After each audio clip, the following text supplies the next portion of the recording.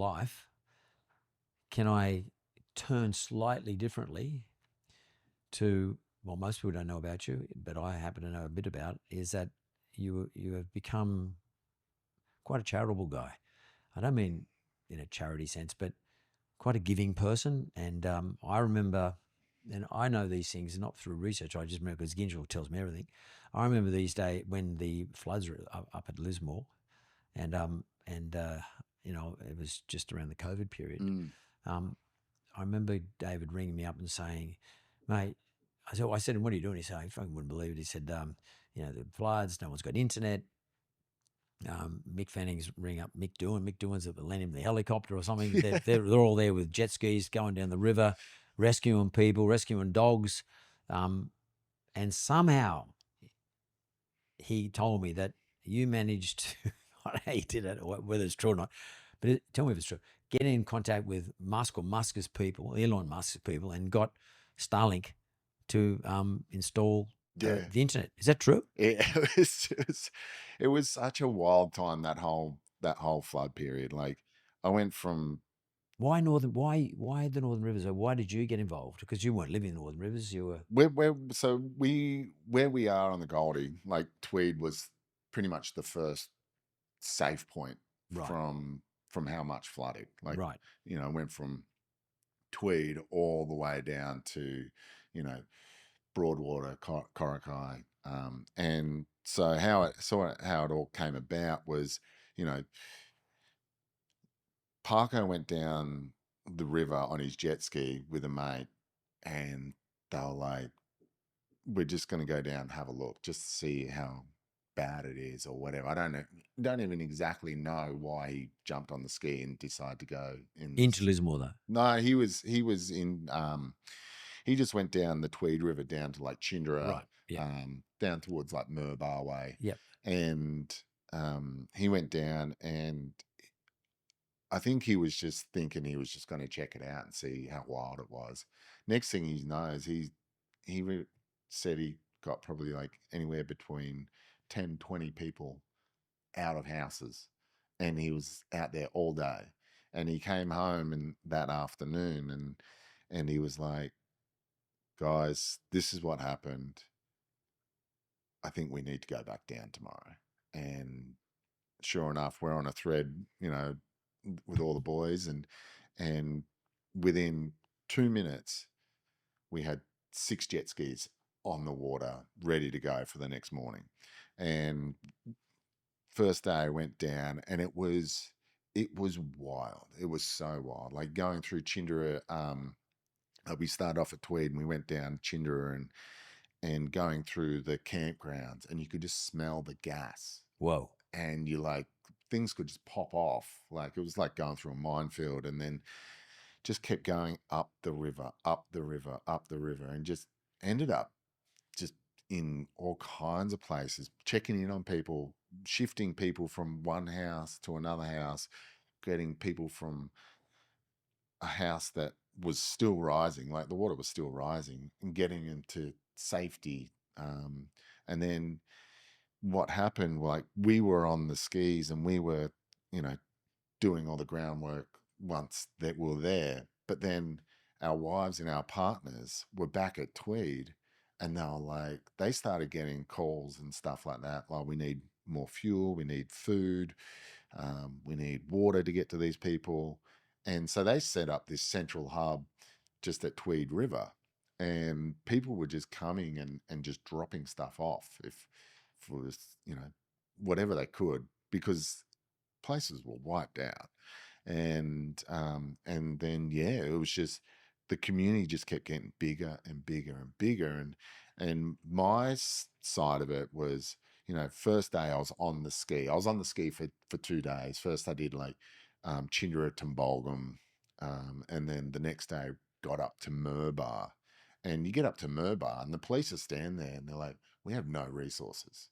We can't get anywhere. We don't know what to do. Yeah, they don't have jet skis sitting in the back of the cop shop. We were able to get boats up full of food, full of fuel, full of water, so they could go and deliver it to where it needed to be. We had fuel for the main hospital there, just so the generators could work, you know. There was people that needed blood would be able to fly them up and down the river, so people, you know, didn't die, and then medication and stuff like that, and then Because a lot of the roads are closed off. loads are gone, Trees and stuff just wiped out. gone. Because Yeah, most people don't realize how bad it was. it was like I was taking photos of things, and A mate of mine told me he saw a cow. I'm not imagining this. He's an excavator, and the council got him to come in with his excavator. A cow stuck up in a tree, yeah, like dead, dead. sitting in a tree. Yeah, and that would have been one of hundreds. Yeah. You know, we went down, and there's a cow on a 2-story roof Wow. just sitting there because it's the only dry land within a couple of hundred. Like, a cow got washed out at Duranbar Beach. Like, it was wild. It was like full war zone. And these people had nothing, and so it just went from, it just sort of escalated from that. And then, like, as I said, that our partners and the people that couldn't get on the water, they were sort of organizing everything at the docks and sitting there. And then people started learning that we were doing that, and so they would just send a message to them, can you get to this address, and I need either food, or I need medication, or I need water, or I just need to get out of here. And so we would just be getting relayed text messages from, our community, and you just go and show up, and then it just got bigger and bigger and bigger. And then luckily our friends had this big warehouse in Currumbin, and there were like trucks coming in, cars coming in, dropping all kinds of stuff off, going straight on trucks, loading it, and going to as far as we possibly could. And then they would load up on the jet skis and get to these different addresses. And it was incredible what, um, like, a small community like could do. Like, we talk about, devastation and all that kind of stuff. What this community did, and I still get thanked by people, and they're like, "Thank you, you helped my mum." And this is years later, and It was 22, it was 2022. 22, and yeah, started 22, and I still see people, and they're like, and still people are not viable in their homes. Like, Yeah, yeah. it's still fighting for their lives, and And the you whole, run a charity for this now. yeah. So I run charity golf day now Once because, a year. yeah, once a year, just at Cooley Tweed, and we've raised, just over $2 million in a few years, And that's to help. just to help people that still need help in these areas. So it might be youth, or it might be, housing, but then also people that still need help on the sense of, they still don't have a fridge. Or, I spoke to one lady, and she only had her first shower indoors No. just before Christmas. No. Yes. Last year. Last year. Whoa, 2 years. Yes. Before she had a shower indoors. Indoors. And people don't realize how bad the accommodation issue is either. It was horrible. And because these are like some of the, I think it's like some of the poorest socioeconomic places in Australia, they don't have money. They don't have 10 Yeah. grand to go and fix this or that. They don't have 30 grand to rebuild a house. And so, once you're going through all these places, and you see that, you're like, I have to do more. Yeah. I have to give back until the job's actually done. And so that's where we started, Chuppers, who's just standing down here. Like, we were just joking around, like, how do we do this? And everyone plays golf, right? But, sort of to get back to your story about the Starlink was, I'm in a meeting with the community, and they're like, can someone tweet Elon Musk and ask for some Starlinks? And I was like, I don't know how it works. Like, I've got a Twitter account. I'll just throw it out there. And so I just tweeted, and within, probably an hour, Chris Hemsworth rings me up. He was overseas at the time, and he goes, "You wouldn't believe it. My manager's best friend is the CEO of Starlink."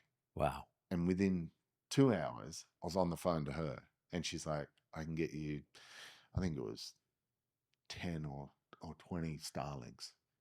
And she had them and we were able to get them to places so people could communicate, let And you know connect. that, and say, I'm safe, or, you know, and then, like, flying, rang McDoing and, can I borrow your helicopter? I'll pay for the fuel, and we're just hiring helicopters. And it's like people would be landing and they hadn't seen anyone or heard anything for a week. Like, they were just so excluded from the world. It was wild. So well, sort of, it's one thing that you just, you start a job and you just want to make sure you finish it, because there are people out there doing it, and we're still trying to help.